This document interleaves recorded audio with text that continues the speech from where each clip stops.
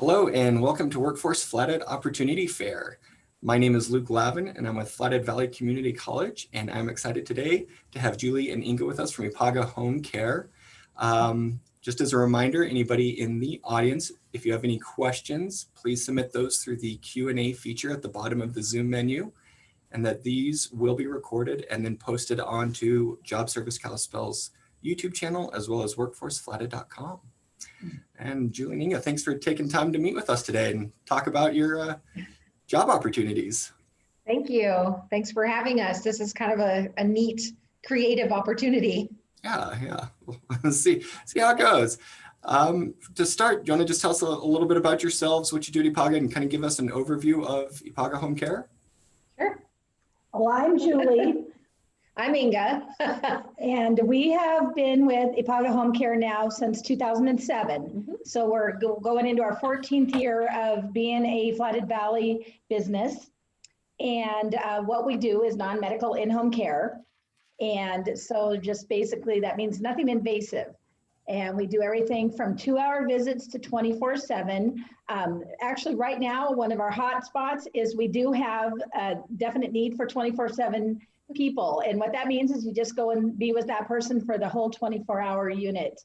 Kind of a really cool opportunity to really hone in on these clients of ours. And what we like so much about home care versus some of the other options that people have is the one-to-one loving that we're able to give people.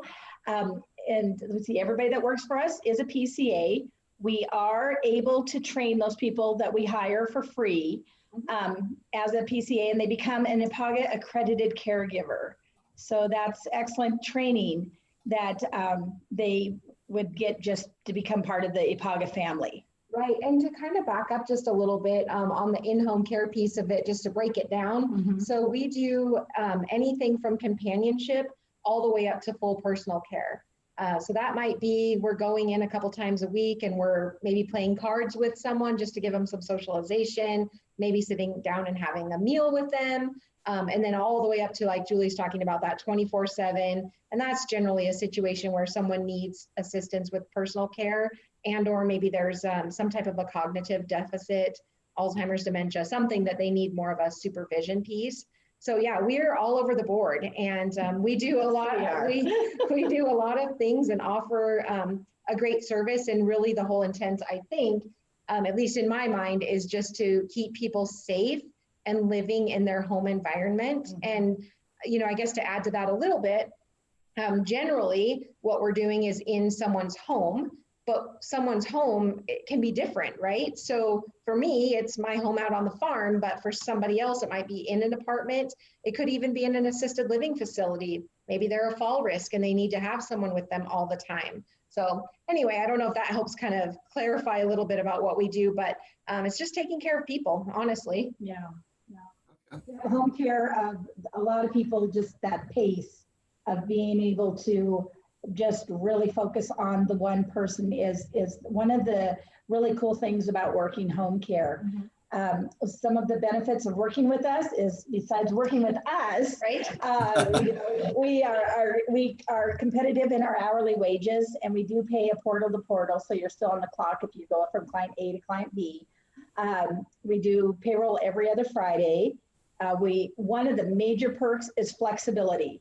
This is an excellent full-time job, but it's also an incredible opportunity for a part-time person. Maybe a student needs to have some hours, and they can come and work for us because our flexibility is so huge.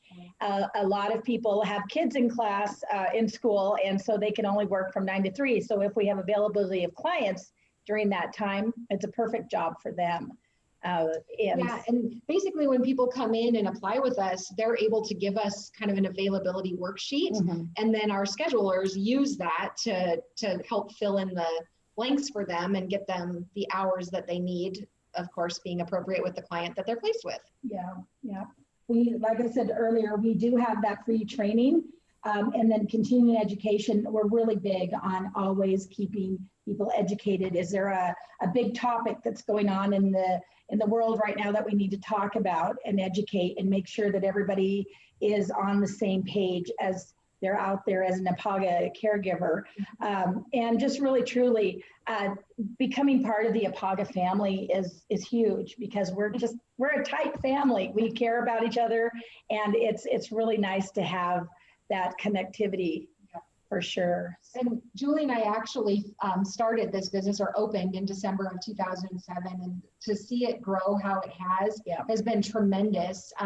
And I feel like not only are we providing just a pretty outstanding service, but it's really meaningful employment. So kind of at the end of the day, our people go home feeling like they really did something and they made a difference for somebody. Not one-to-one, like Julie was talking about, just being able to serve someone individually for what their specific needs are, not have to be in a rush. It's really powerful. We had a caregiver one time that applied, and I'll never forget what she said, because she had a full-time job. And so she said, I have my food. I have the roof over my head. I have food in my stomach, and all my bills are paid. But now I need a job where I'll get my soul food.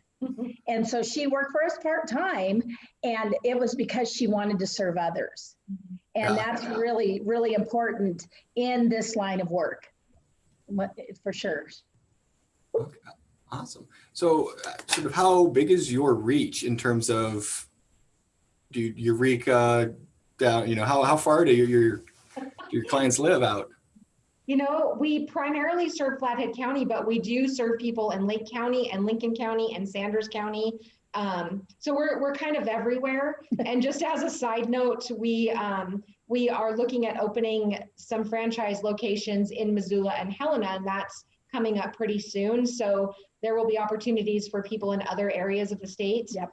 But from the local home office, again, Flathead County, Lake, Lincoln, Sanders, we're kind of everywhere. And we just try to serve because the needs are everywhere, right? We're all getting older. Yeah. Yeah. So tell me a little bit about what a PCA is, what that training might be, and then from that standpoint, what are possible opportunities for advancement or professional development? Sure. Well, we have it's a 16-hour training, and basically we talk all about ADLs, activities of daily living, and then the IADLs is the instrumental activities of daily living. And so the activities of daily living are the things that we take for granted that we do every day as an able-bodied person, getting dressed, meal preparation, showering, hygiene, taking care of our bodies to get ready for the day. And there's a lot of people that need just help with that. And then the incidentals are the house cleaning and the transportation and the other things that are really nice to have to be able to get through your day if you need grocery shopping or any of that. Yeah. So basically, before anyone can start working with us, they have to go through a minimum of that 16-hour training. And it pretty much just gives you the foundation of home care, what to be prepared for, what you can expect when you go out into the field. Although, we learn something new every day, so we don't want to say it covers it all.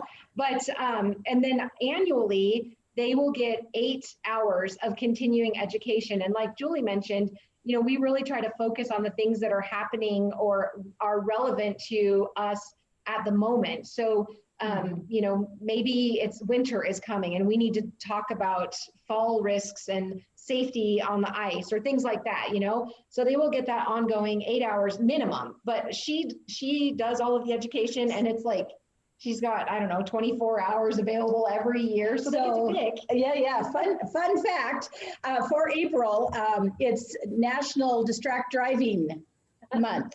Okay. So we did education on that, and everybody got to sign a thing that they promised they would not be distracted as they were driving. So, but that's very important. Going to work, getting back home from work, or if you're taking your person shopping, distraction is really a problem. So, we find fun things like that. Not that that's fun, but education opportunities of every single topic. Yeah. Okay. The cool thing about that PCA certificate is it is kind of transferable in the state of Montana. If someone is looking to work or another agency that serves the Medicaid Community First Choice Program. And so it's education that they get to take with them Yep. and just continue to build upon every year with us. So that's pretty exciting. And another thing that we did this year, and it's always in transition as we get to know the programs and everything, but we are part of the Department of Labor and Industry with the apprenticeship program on Okay. their health side. So with that, there was dementia, restorative care, palliative care, and behavioral health. And with that, also people that go through our program become a CNA, a certified nurse's assistant. So there's a PCA, then the CNA. And so that's a huge opportunity for people, not through just the education, but also wages. Yes, absolutely. And we do that CNA course in-house. So that's a pretty cool thing. Yeah. Okay, great. In terms of when your an employee is shuttling a client around, do they need to provide their own vehicle? Do you have a fleet that you provide, or mixture of both? So they do provide their own vehicle. And so not everybody is able to do that. Or And- wants to. Or wants to, yeah, very true. Yeah. So basically, when someone comes in and goes through that hiring application process or whatever, we have those discussions, and maybe they're not at a place that they want to transport people, but 2 months from now they're ready to go. Then those things can always change. Yeah. Okay. They do get reimbursed mileage though when they are transporting a client or doing some type of an errand on behalf of the client. Okay, it's good to know. And if to be like an in-home caregiver, be a PCA, do you have to be 18? Can like a 17-year-old, somebody that's going to be a senior in high school, do that? Or So we really do need people to be 18 when we put them to work in the field. But if there are people out there or individuals that are interested, we very much encourage them to come and talk to us about it so that we can look at and strategize a plan for them to get going as soon as possible. okay, that's good to know. Yep. And then in terms of like, say those 24-hour shifts, if you're in home with a client, will some people have several of those in a row, or do you limit it to, one 24-hour shift and then? So it just kind of depends. And because every situation is different, every home is different. The big caveat to a 24 is that the caregiver is able to get at least 6 hours of sleep, right? Because everybody has to be safe. So if it's strictly just a companionship, or they're there for some type of supervision, but the client sleeps all the way through the night, it might work out that someone can do 2 in a row because it's not putting anybody at risk in terms of being overly tired or unsafe.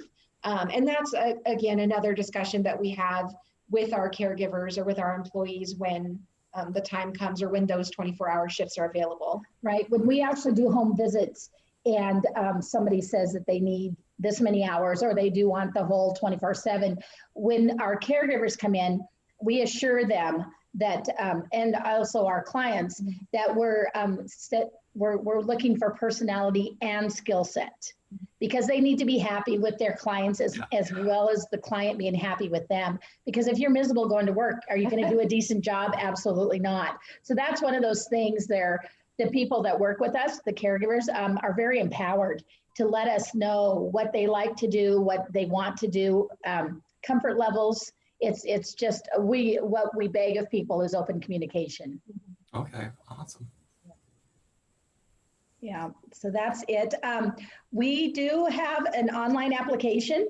Okay. And so what that is at Agape Clear Care Online, no, it's agape.clearcareonline.com/apply/. And our phone number is 755-4633. Okay. Yep, and that's the process, right? Someone, when they're wanting to apply with us, they're going to go online, like Julie said, agape.clearcareonline.com/apply/. So start with that. Give us a phone call if you have questions or want to learn more about, maybe what we have available. And then that just really starts the ball rolling. Okay. And then how long from the time like somebody applies and you say, okay, yeah, we're gonna bring you on? Does it take a little while? Is it hard to? I can only imagine you're scheduling the time schedule. the personality mesh schedule, like can that take a little while to? Well, a lot of it is in the hands of the caregiver themselves for how long they want to take for that training. We've had some people that get it done that, within first couple of days, and they're ready to go because they're so excited. Other people, it takes a little bit longer, but we watch for that as well. And then also they have to have the right client needs right then at the time. It's really a balancing act, and it's a tough but very challenging but very rewarding job for sure. So once again, we definitely, like I said, we match them for personality and skill set. So Julie, when someone applies online, that's going to come through the computer to you, and then you review those, and then you immediately contact the person that applied. Yep. Then generally there will be that telephone conversation. Then someone will come in, and there's more paperwork to fill out. Then it goes into that background screen process. So there is a background check that goes along with it. And then once that's complete, then we're ready to get rolling with people. Yep. Is that right? Yeah. There's plenty of paperwork, but it's no shortage. Yes, but it's all part of the pieces of the puzzle. Okay. And on there, somebody can see, do they separate like a CNA versus a PCA, or is it just one application? Options on skills. On the application, you could put whatever you have, Okay. even if you're a registered nurse or whatever. There's lots of free space to be able to type that besides other skills that you have. Okay. Yeah. One of the things on those applications is a lot of people don't think that they could qualify to work as a caregiver. But what they forget is that the majority of people in their lives just day to day are caregivers. Because are you a mom? Are you a dad? Are you a grandma or a grandpa? You have an aunt and uncle that you took to doctor's appointments, or, people don't give themselves enough credit for having that innate heart. Because the one thing that's really important to us is seeing our definition of a caregiver is somebody with an extra big heart. Because without that extra big heart and that agape love for people, you have to love what you do. You have to want to serve others to be a caregiver. And so that's huge. But people need to give themselves enough credit for having those skills innate, within themselves. And we'll just take what they have and then train them, and they'll go, geez, no wonder it all makes sense, right? Or we do a lot of specialized training, like dementia training and such. People, it's really interesting. They'll literally call me, oh, I wish I would have known about this when Aunt June was going through this. This I would have been better to her. Or it's just shocking how it applies to just your general day-to-day life. I'm sure. Yeah. Great. So Well, those are the people we're looking for. Big hearts. awesome. And again, that phone number is 755-4633. 3-3. Okay, Yeah. perfect. So give Julie a call. We have time for one more thought I'd love just to ask you, and then we can wrap it up. But you mentioned, expanding to Missoula, Helena, but either in addition to that, or maybe elaborate on that, like what are you most excited about sort of, for the future of where your company's going in the next 2 to 5 years? Yeah. All of it. Yes. Every bit of it. We want to help everybody. Everybody's getting older, and we're so passionate about what we do. And there's so much need out there that we want to take our love and passion for what we do to serve others, and have people take that on and want to do the same, and just let's all be kind to each other. Yeah. Awesome. I think that's a great message to end it on. Yeah. All right. Well, thank you. Yeah, thank you both for joining me. And again, this will be posted on Job Service Kalispell's YouTube page and on the workforceflathead.com website. So thank you both very much. Have a great day. Thank you. Bye. Bye-bye.